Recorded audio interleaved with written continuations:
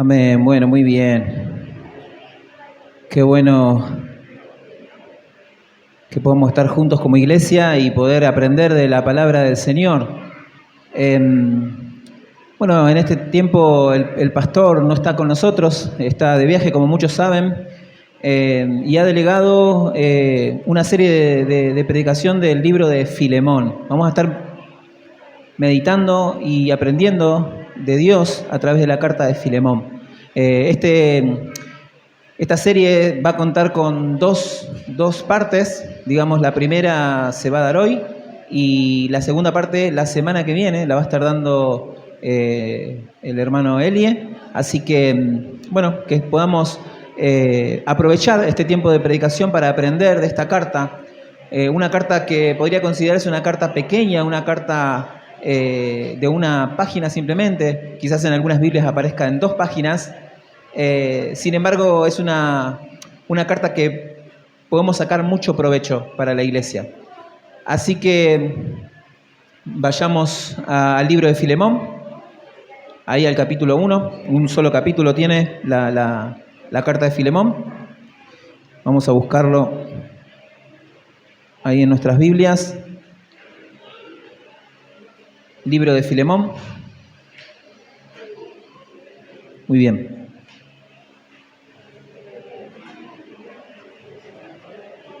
Vamos a leer desde el versículo 1 hasta el versículo 14.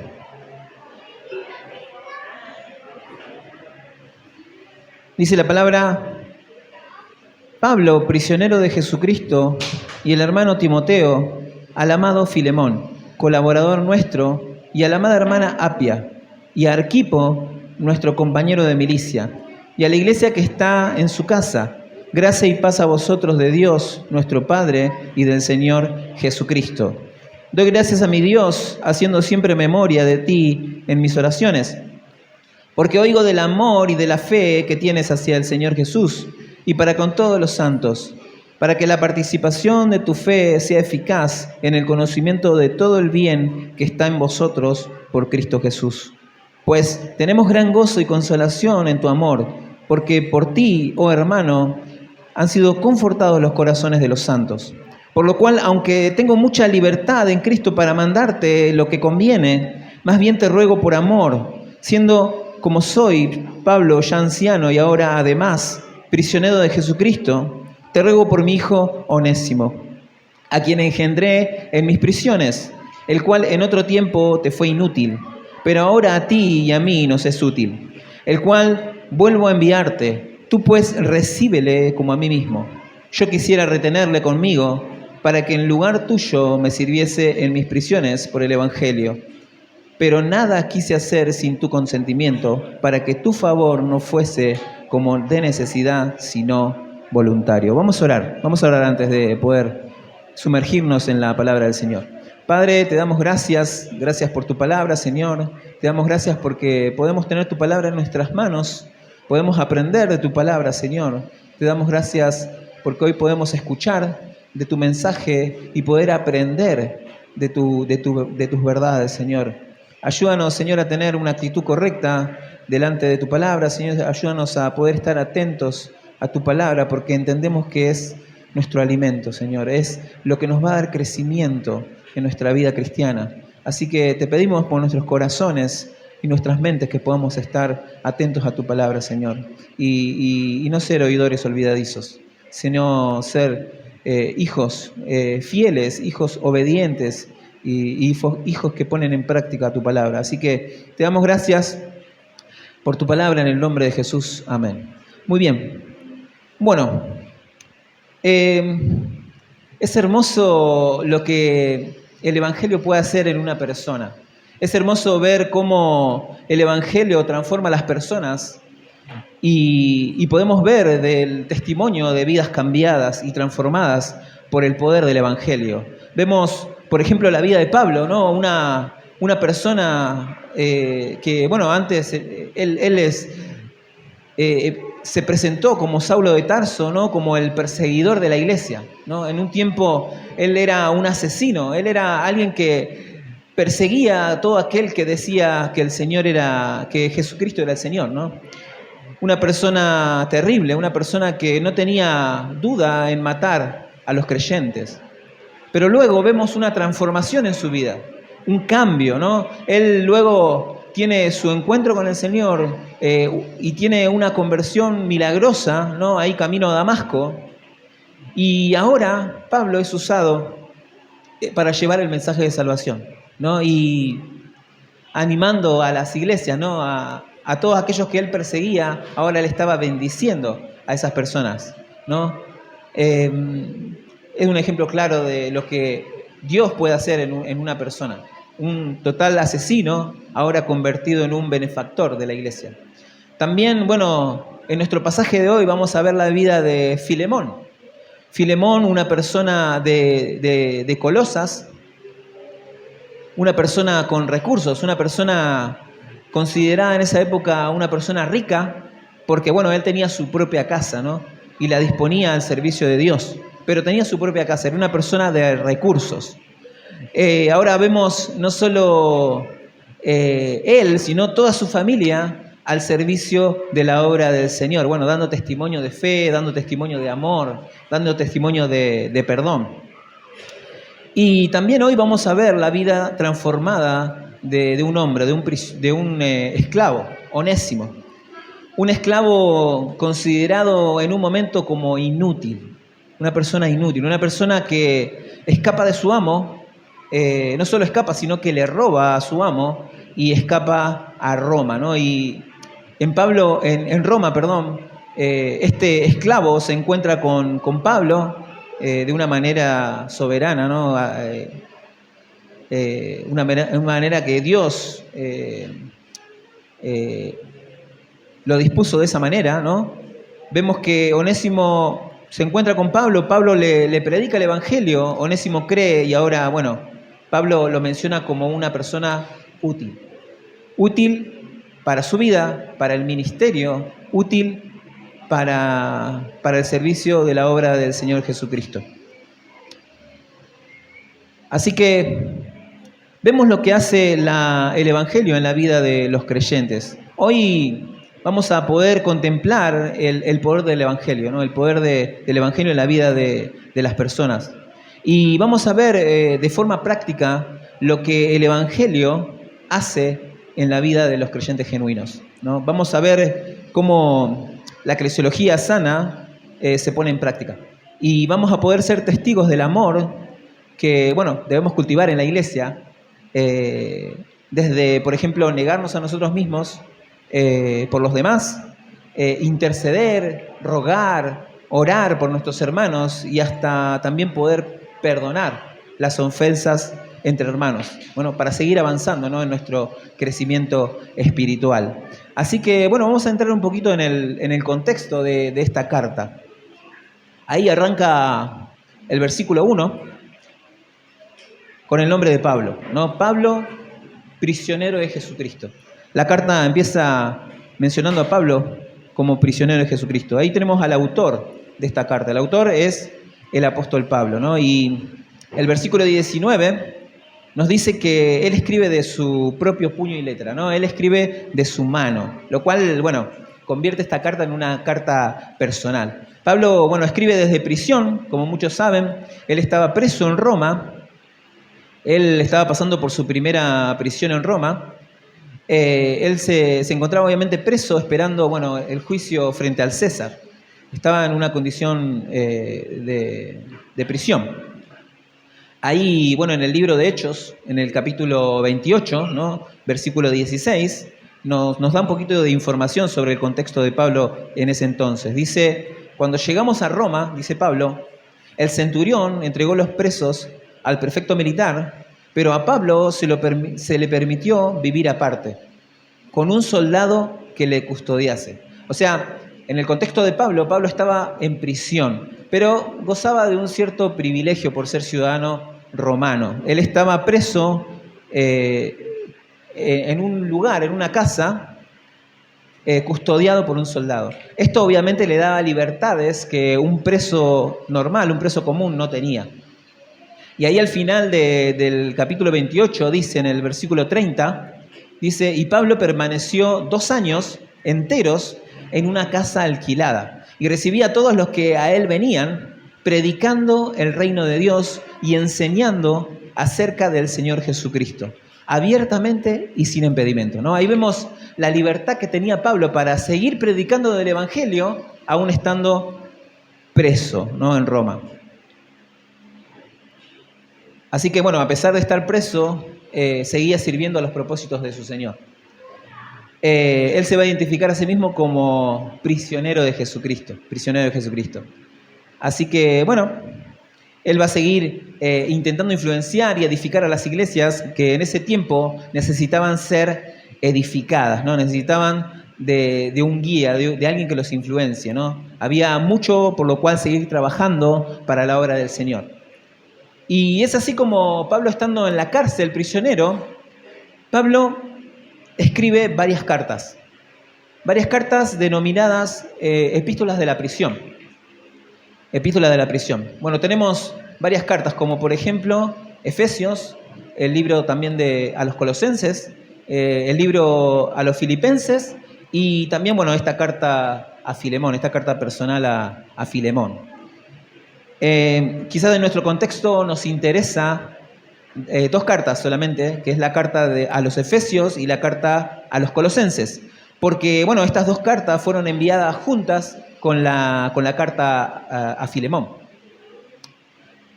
Pablo va a enviar estas 3 cartas, ¿no?, la carta de Efesios, Colosenses y Filemón, va a enviar a un personaje llamado Tíquico, va a enviar a Tíquico con estas cartas.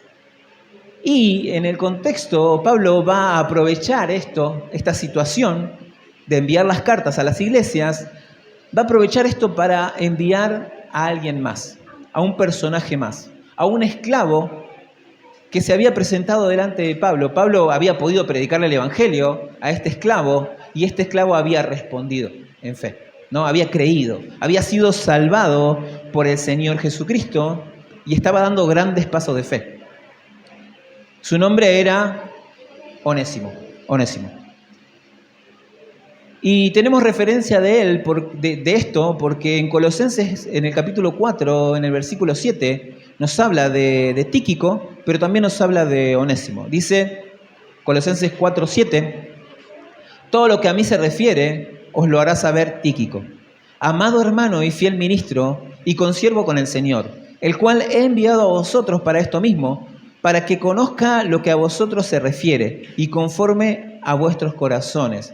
Versículo 9, con Onésimo. O sea, había enviado a Tíquico con Onésimo. Y dice de Onésimo, amado y fiel hermano, que es uno de vosotros. Todo lo que acá pasa os lo harán saber. Así que, bueno, este pasaje nos indica que Pablo había enviado a Tíquico con las cartas, pero también había enviado a Onésimo, ¿no? Más adelante vamos a ver por qué.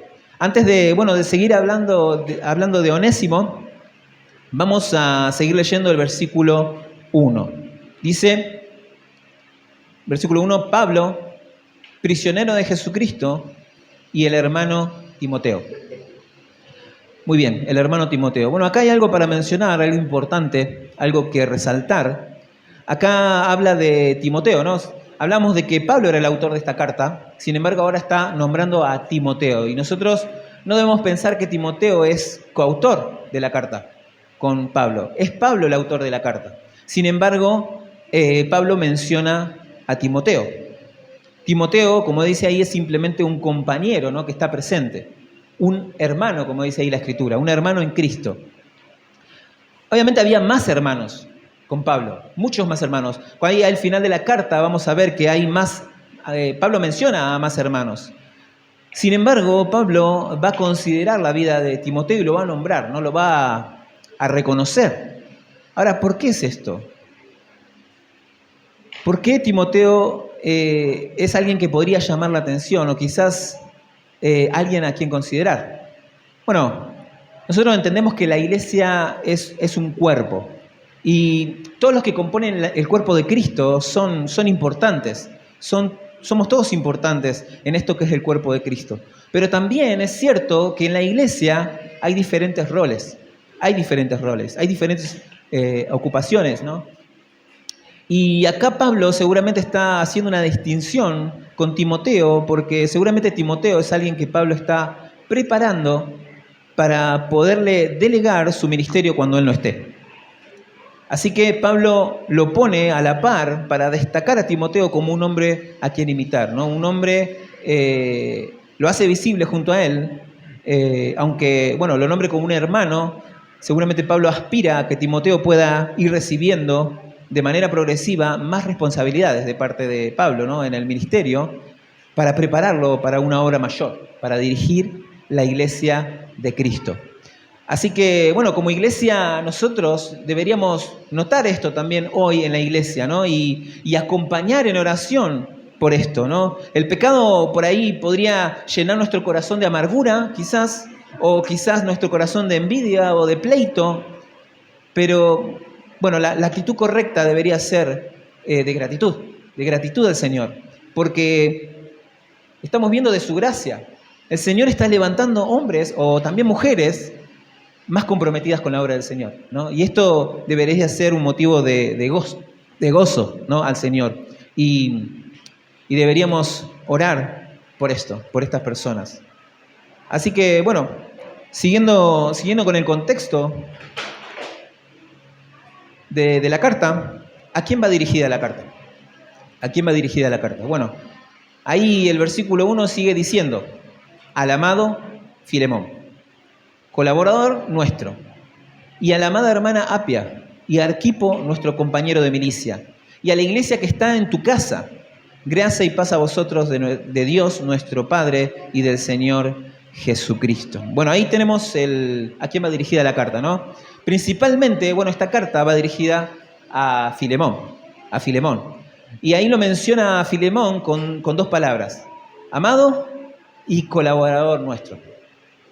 Así que, bueno, estas dos distinciones, estas dos palabras nos muestran o podemos ver una evidencia de una cierta familiaridad que tiene Pablo con Filemón, una cierta familiaridad.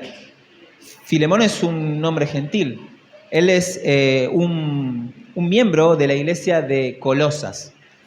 Y aquí, bueno, acá tenemos un problema, porque, bueno, Pablo, por la Biblia, o sea, entendemos de que Pablo nunca visitó Colosas, pero bueno, lo que podemos especular es que Pablo y Filemón quizás ya se hayan conocido mientras Pablo estuvo en Éfeso. Pablo estuvo un tiempo considerable, varios años, en Éfeso, y bueno, durante ese tiempo él o todas las iglesias que estaban en Asia Menor fueron plantadas. Así que, bueno, podemos afirmar de que Pablo conoció a Filemón en ese tiempo y ellos entablaron una relación en ese lugar. Así que Pablo le dice a Filemón, amado. Y esta palabra denota familiaridad porque significa querido amigo, ¿no? O sea, querido amigo. Siempre, bueno, que Pablo utiliza esta palabra, amado, la usa para referirse a aquellos que sirven en el ministerio. Así que, bueno, vemos ahí una distinción de Pablo diciéndole amado, ¿no? Querido amigo, querido ministro. Por otro lado, también Pablo lo menciona como colaborador. O sea, cuando hablamos de colaborador, hablamos de un compañero de oficio, un compañero de trabajo. Así que, bueno, Filemón no solo era un querido amigo, sino que también ellos habían servido juntos. Así que, bueno, esto obviamente nos denota que había una relación previa entre Pablo y Filemón, había familiaridad entre ellos. También, bueno, ahí en el versículo 2 nombra a la amada hermana Apia, quien muchos dicen que es la esposa de Filemón, y nombra también a Arquipo, hijo de Filemón. y Pablo lo menciona como compañero de milicia.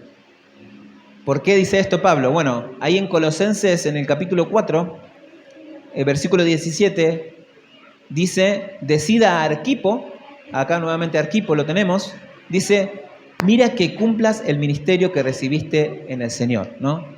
Mira que cumplas el ministerio que recibiste del Señor. O sea, Arquipo era una persona que ya estaba sirviendo en el ministerio, una persona útil para la obra del Señor, una persona dispuesta a la obra. Entonces, acá vemos una familia completa sirviendo al Señor y siendo de testimonio en la iglesia. Y termina la salutación diciendo, y a la iglesia que está en tu casa, la iglesia que está en tu casa. Así que no solo esta familia estaba comprometida con el servicio al Señor, sino que también su casa estaba siendo usada por la iglesia, ¿no? Ellos estaban disponiendo todos sus recursos en beneficio de la iglesia. Era una familia piadosa, ¿no? Al ser ellos, como les comentaba, miembros de la iglesia de Colosas, la carta a los colosenses nos va a hablar mucho del contexto de esta familia. Así que la ciudad de Colosas en un tiempo había sido una ciudad importante.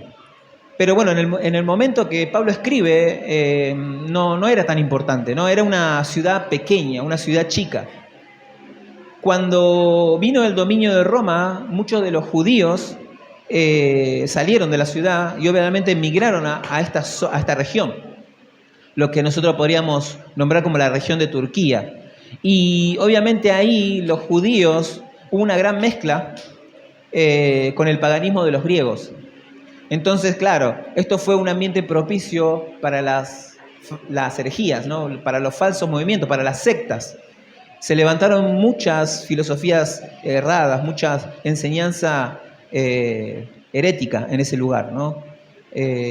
Podemos nombrar, por ejemplo, a los esenios, esos como fariseos, ¿no? Esos no eran fariseos, sino que tenían actitudes así religiosas que estaban contaminando la fe. Así que Pablo va a escribir a los hermanos de Colosas para mostrarles que el Señor Jesucristo es suficiente. Es suficiente para suplir todas nuestras necesidades, en todas las áreas de nuestra vida. El Señor es suficiente, ¿no? Y a través de esto va a mostrar y va a atacar a estas falsas enseñanzas que estaban sufriendo los hermanos ahí en Colosas. Así que a pesar de que esta carta tiene un carácter personal, como vimos recién, Filemón, a quien fue dirigida esta carta, entendió que esto era algo que provenía de Dios, ¿no? Era algo que venía de Dios y por lo tanto, obviamente, era algo que debía leerse no solo por él o por su familia, sino que debía ser un ejemplo para todas las iglesias. Así que con el tiempo esta carta se volvió una carta también circular, una carta que recorrió todas las iglesias y por gracia de Dios hoy podemos tenerla aquí en nuestras manos para poder aprender de esta carta.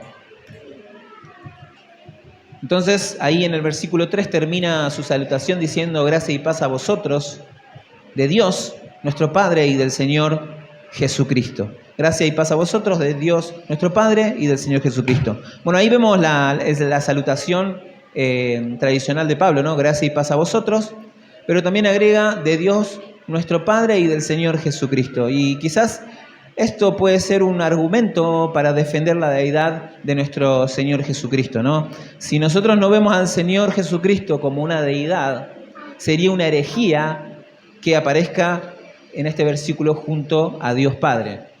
Así que este versículo es algo que nosotros podemos usar como evidencia de la deidad de Cristo.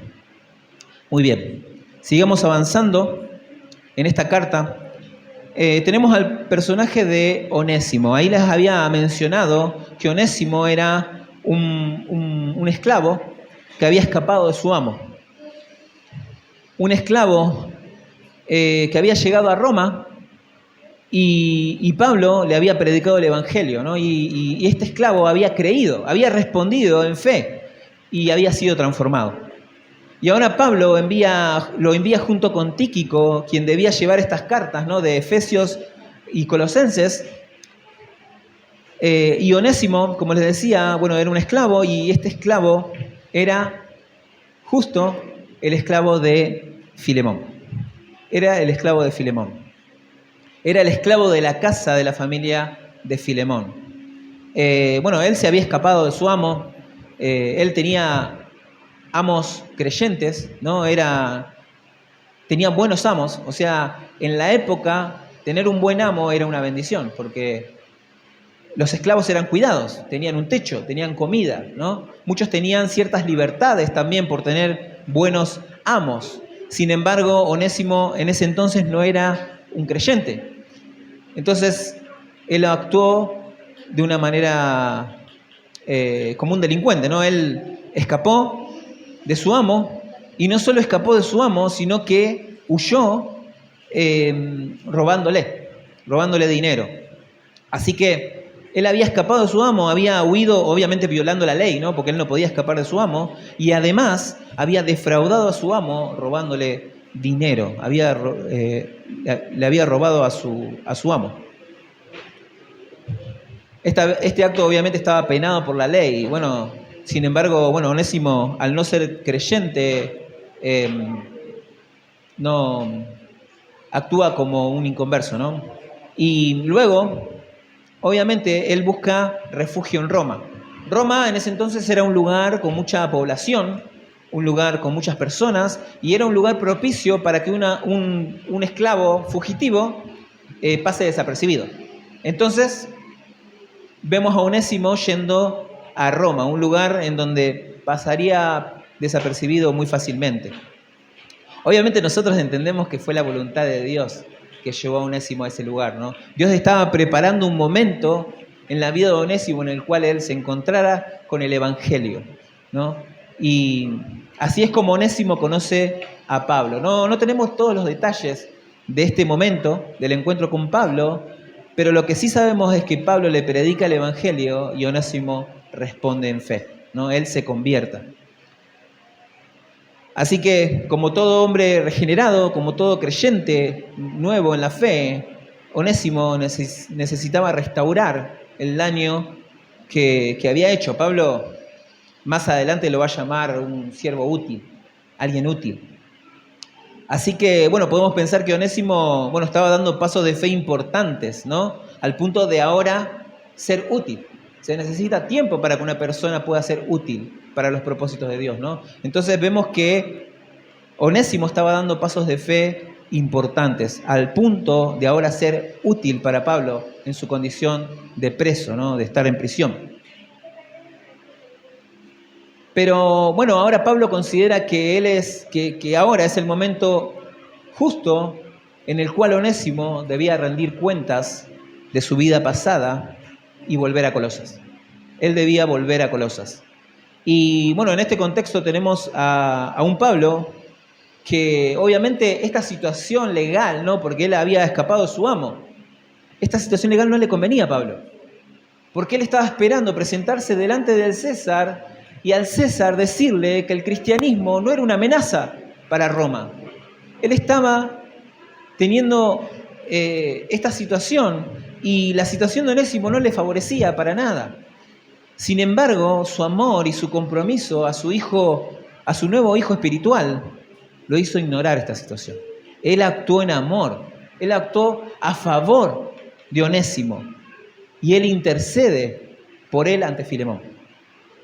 Pablo aprovecha esta situación de las cartas para enviar a Onésimo de vuelta a Colosas.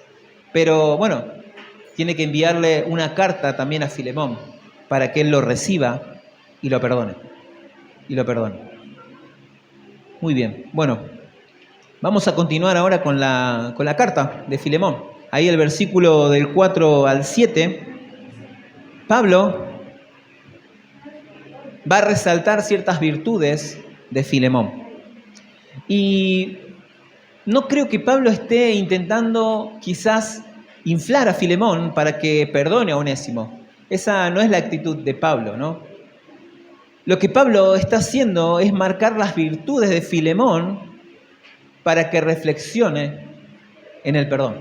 Pablo está confiado de que, como Filemón es un hombre piadoso, Pablo puede confiar en que Filemón va a actuar de forma correcta delante de esta situación con Onésimo y le recuerda quién es en Cristo. Así que leemos ahí en el versículo 4 al 7, dice sobre Filemón: doy gracias a mi Dios, haciendo siempre memoria de ti en mis oraciones, porque oigo del amor y de la fe que tienes hacia el Señor Jesús y para con todos los santos, para que la participación de tu fe sea eficaz en el conocimiento de todo el bien que está en vosotros por Cristo Jesús. Pues tenemos gran gozo y consolación en tu amor, porque por ti, oh hermano, han sido confortados los corazones de los santos. ¿No? Estos versículos obviamente nos confirman que Pablo conocía de manera personal a Filemón.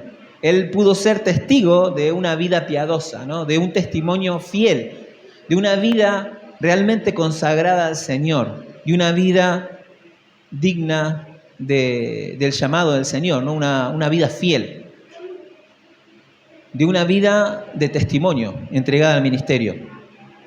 Y él empieza ahí en el versículo 4 diciendo: doy gracias a mi Dios, haciendo siempre memoria de ti en mis oraciones. O sea, imagínense ustedes recibiendo esto, ¿no? Esta afirmación.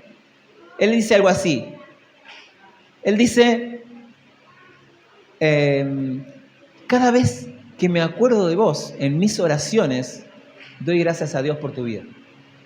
Qué hermoso que alguien diga eso de nosotros, ¿no? Qué hermoso poder llegar a un punto en el cual las personas puedan reconocer eso en nuestra vida.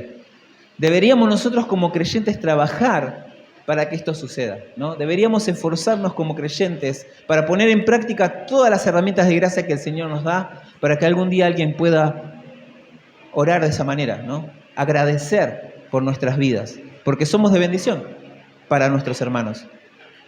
Esto obviamente habla del testimonio fuerte de una persona.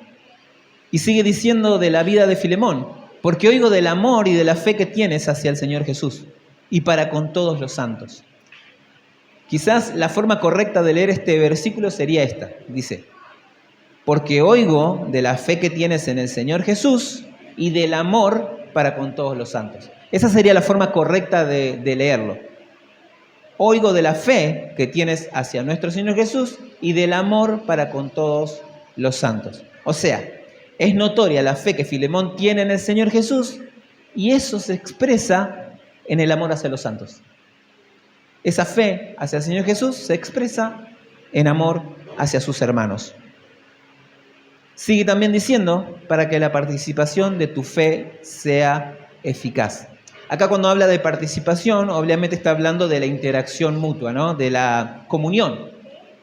Así que Pablo resalta que Filemón, o sea, a Filemón le preocupa la comunión, ¿no? Él está preocupado por la comunión, o sea, él está preocupado por la interacción unos con otros, por la unidad y por la pertenencia unos con otros. Así que vemos eso en la vida de Filemón.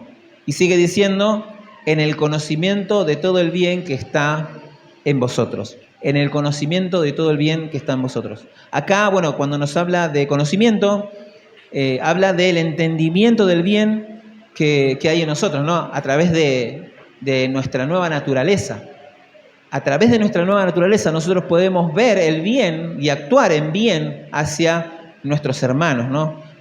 Podemos ver el bien y podemos actuar en bien. Y eso es algo que solamente Dios nos puede capacitar para hacer.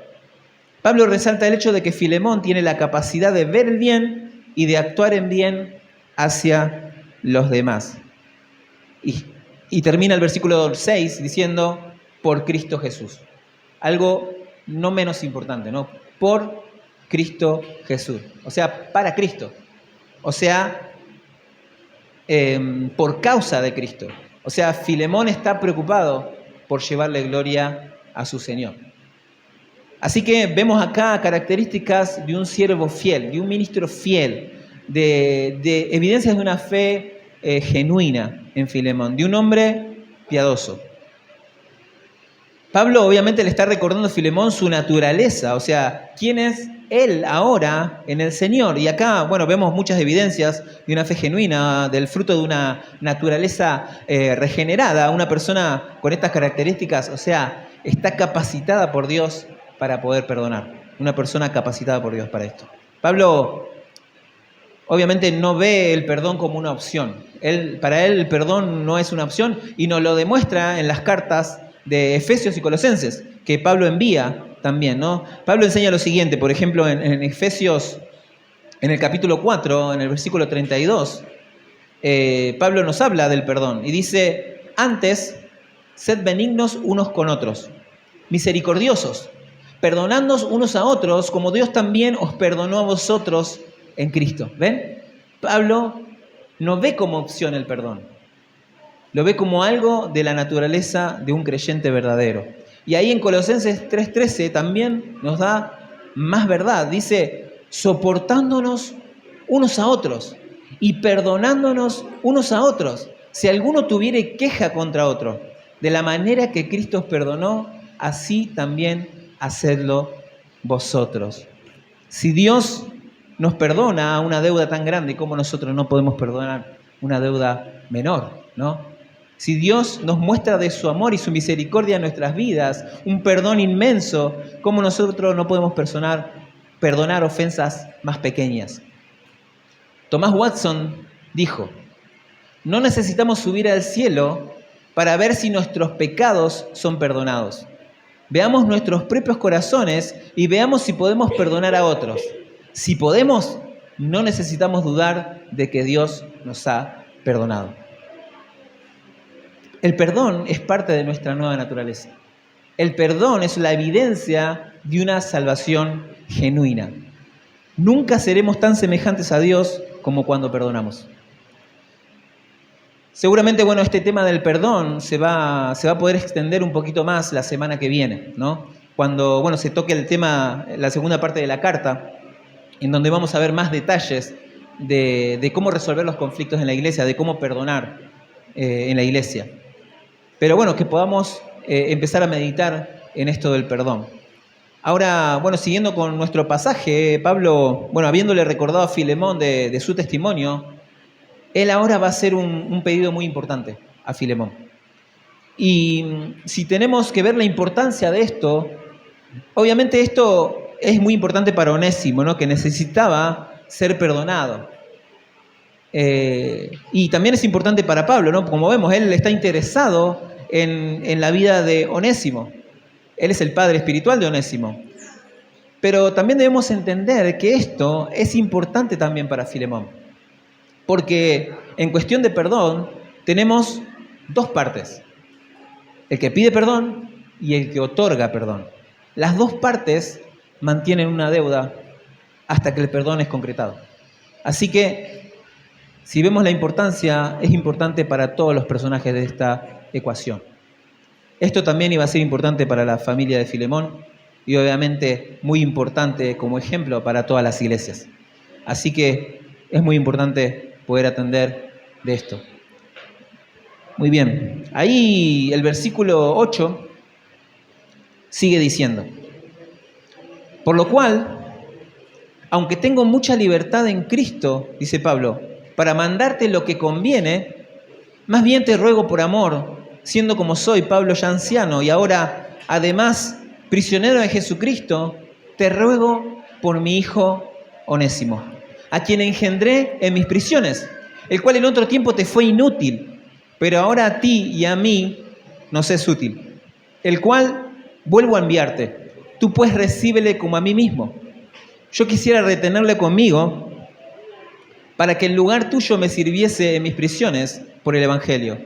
Pero nada quise hacer sin tu consentimiento, para que el favor no fuese como de necesidad, sino voluntario. Muy bien, ahí está el pedido de Pablo a Filemón, ¿no? El propósito por el cual envía esta carta, ¿no? Así que comienza diciendo: aunque tengo mucha libertad en Cristo para mandarte lo que conviene. Acá Pablo, como un apóstol de Jesucristo, obviamente tenía toda la autoridad para dar una orden a Filemón, ¿no? Tenía toda la autoridad para mandar a Filemón sobre este asunto del perdón, y obviamente Filemón, siendo un creyente fiel, iba a responder bien. Él sabía que esto iba a pasar. Pablo obviamente entiende su posición en la iglesia, o sea, conoce su autoridad y también conoce su testimonio delante de la iglesia.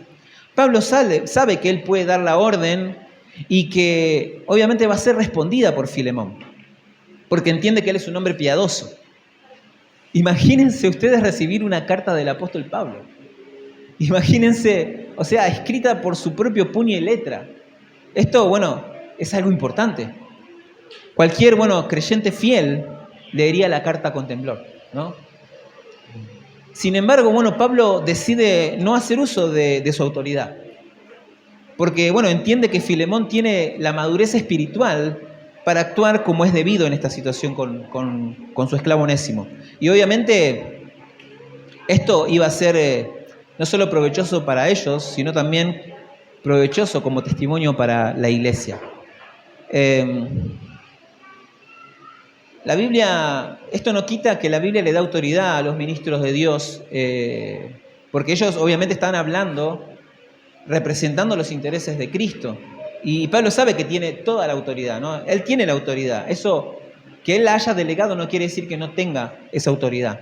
Él obviamente puede mandar y sabe que se va a cumplir. Pero sin embargo, él prefiere confiar en la decisión de Filemón. Hoy en día, todo lo que tiene que ver con autoridad, todo lo que tiene que ver con algo autoritativo es muy mal visto, ¿no? Es algo visto como negativo. Es rechazado, ¿no? Todo lo que va en contra de tomar mis propias decisiones o quizás hacer lo que mi corazón me dicta, esto se ve como algo que atenta contra nuestra libertad individual. Esto obviamente es una idea errada, esto no es algo que va en contra de lo que el cristianismo es, o que va en contra de los roles que el Señor Jesús instituyó en la iglesia. Todos obviamente somos libres en Cristo, pero al mismo tiempo nos hacemos siervos de Cristo. Ya no somos esclavos del pecado, pero ahora somos esclavos de Cristo. Y el mismo Cristo delegó su autoridad a la iglesia, de la iglesia a los ancianos, a personas obviamente calificadas para este rol, a personas que no van a tomar la autoridad para su propio beneficio, como una autoridad abusiva por el rol que tienen, sino que obviamente estas personas capacitadas por Dios van a actuar siempre en amor, o sea, exhortando en amor, disciplinando en amor, obviamente de parte de Dios. Obviamente cuando haya algo que corregir en nuestras vidas, y obviamente es parte del plan de Dios para nuestras vidas, que sea de esta manera.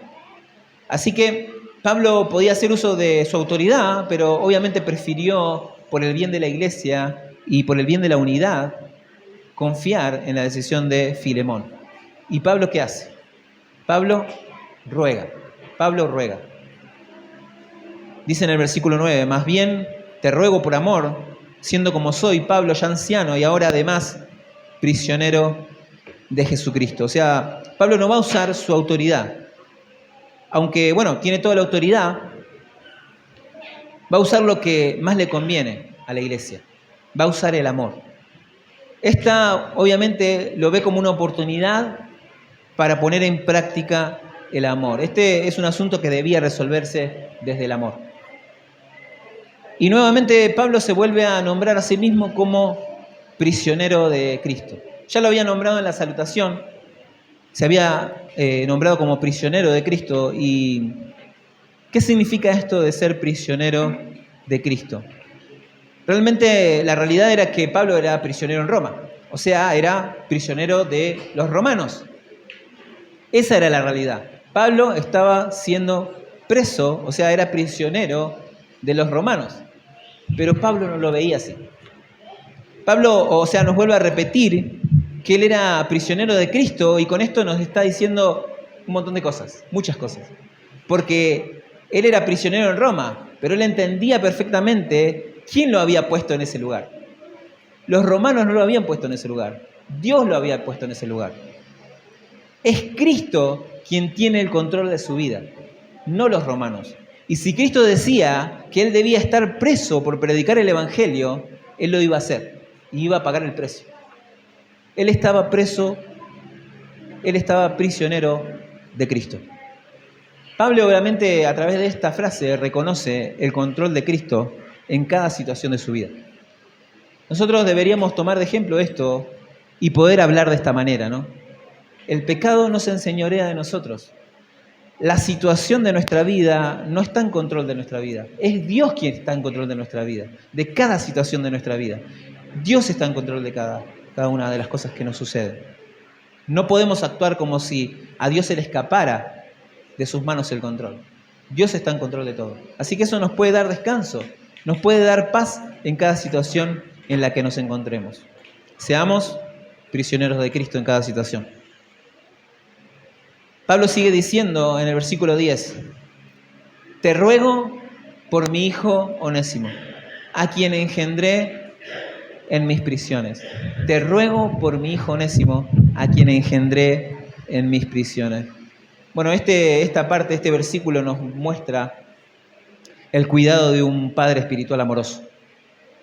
Acá vemos cómo actúa un padre espiritual comprometido, obviamente, con el crecimiento espiritual de un hijo.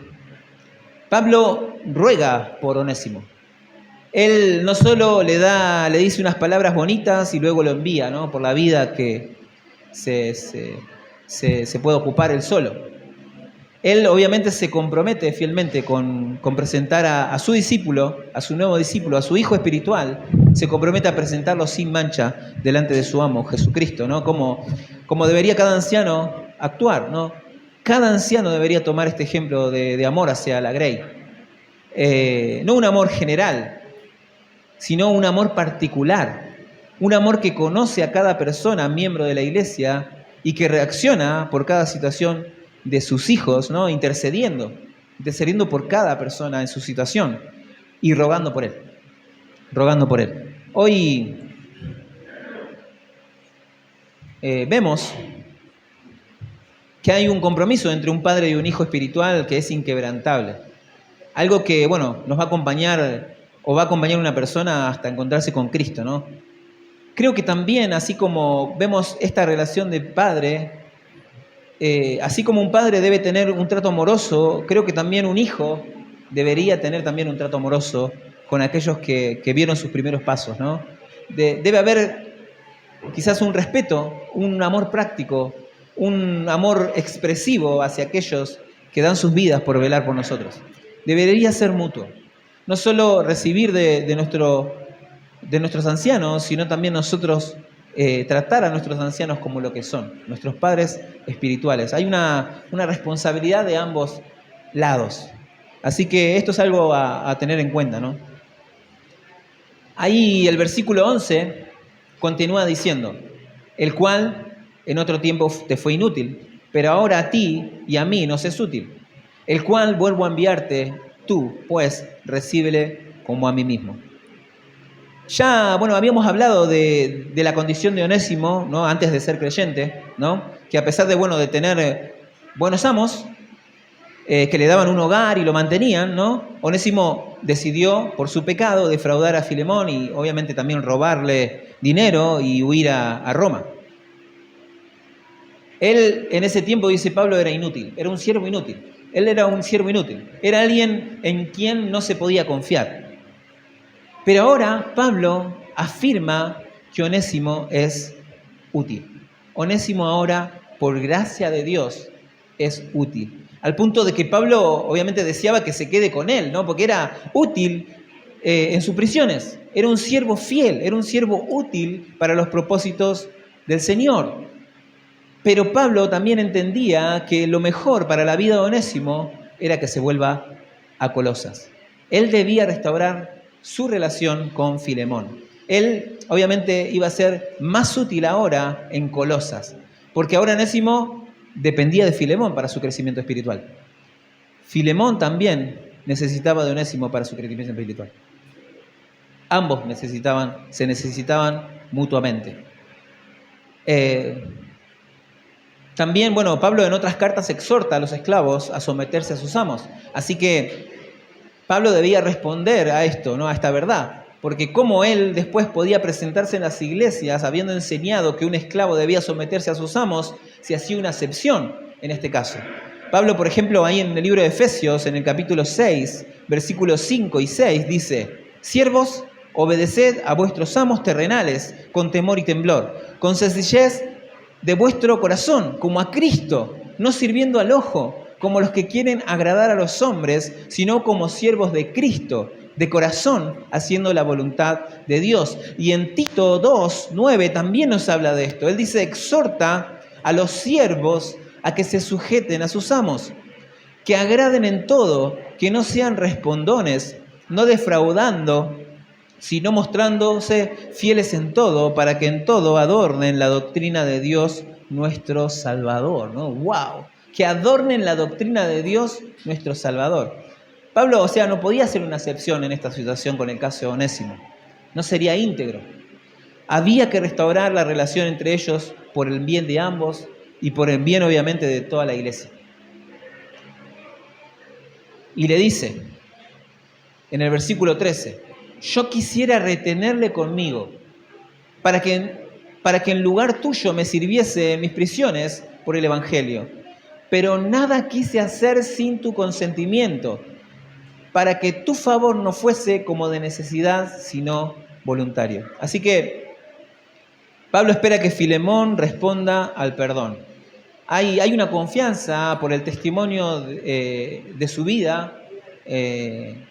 Pablo decide dejar de lado su autoridad como apóstol para dar lugar al amor, ¿no? Una característica que solo los hijos de Dios podemos disfrutar, el amor. Porque nosotros como creyentes hemos recibido un amor tan grande de parte de nuestro Dios, que ahora nosotros también, con tal ejemplo, nosotros también podemos amar de una forma sincera. Así que Pablo está confiado en la piedad de Filemón. Hoy hay mucho que meditar en esta carta, hay mucho para meditar. En la segunda parte seguramente vamos a ahondar en el perdón bíblico. Lo que podemos ver hasta ahora es el testimonio de lo que el Evangelio hace en las personas, como le mencionaba ahí al principio. Tenemos un Pablo que era un perseguidor de la iglesia, un asesino, un vil asesino, pero por la gracia de Dios ahora lo vemos sirviendo a las iglesias y procurando el cuidado de la iglesia, ¿no? Siendo un ejemplo de amor hacia la iglesia y personalmente hacia sus hijos espirituales, acompañando obviamente a cada hijo espiritual en el proceso de santificación, mostrando de su amor hacia aquellos que había engendrado, ¿no? Aquellos que había engendrado en sus prisiones. Por otro lado, también vemos a la familia de Filemón, a su familia, una familia obviamente consagrada al servicio de los santos, ¿no? Entregando sus posesiones, ¿no? Al servicio de la obra y obviamente siendo de testimonio, no solo de piedad, sino también de amor, de perdón. Y también, por último, vemos la vida transformada de un vil pecador, Onésimo, un condenado a muerte eterna, un condenado a vivir eternamente en el infierno, alguien que no merecía ser salvado, alguien que no tenía ningún mérito que ofrecer para ser salvado. Sin embargo, vemos a un ladrón ahora volviéndose de su pecado, queriendo restaurar aquellos daños que su pecado había provocado y queriendo vivir ahora una vida para la gloria de Dios. Así que podemos ver claramente lo que hace la gracia de Dios en la vida de una persona. El Evangelio de nuestro Señor Jesucristo puede hacer esto posible. Así que podamos a través de esta carta meditar en una eclesiología bíblica, ¿no? En el amor práctico. Y que podamos meditar en ciertas preguntas, ¿no? Como creyentes, ¿qué tipo de amor estamos mostrando en la iglesia? ¿Estamos siendo egoístas con nuestros hermanos? ¿O estamos mostrando un amor verdadero, un amor comprometido, un amor que hay evidencias de ese amor, un amor que es testimonio en la iglesia, ¿no? Que se puede ver claramente? ¿Estamos teniendo ese amor en la iglesia? ¿Podemos dar testimonio de un amor fiel, un amor verdadero hacia nuestros hermanos? ¿Somos amorosos a la hora de exhortar a nuestros hermanos? ¿Qué actitud tomamos delante del pecado de nuestros hermanos? ¿Estamos siendo amorosos? ¿Estamos siendo pacientes? También, ¿cómo es mi testimonio frente a la iglesia? O sea, ¿tiene mi vida las marcas de una persona perdonadora, una persona amorosa? ¿Cómo es nuestro trato hacia nuestros líderes? ¿Cómo es nuestro trato hacia nuestros padres espirituales? ¿Cómo respondemos a ellos? ¿Qué tan útil es? Ahí hablaba de utilidad, ¿no? ¿Qué tan útil estamos siendo? ¿Qué tan útil está siendo mi vida en la iglesia para con mis hermanos? ¿Qué tan comprometido estoy con mi lucha contra el pecado? ¿O qué tan comprometido estoy con la lucha de mis hermanos? Las respuestas a estas preguntas es algo que deberíamos meditar, ¿no? Y esto va a hacer que nosotros podamos reflexionar si realmente estamos dando un testimonio fiel de la obra del Señor Jesucristo en nuestras vidas. Así que podamos meditar en esto y que podamos reflexionar si realmente estamos viviendo una vida de piedad delante de nuestro Señor. Vamos a orar, vamos a dar gracias a nuestro Dios por su palabra.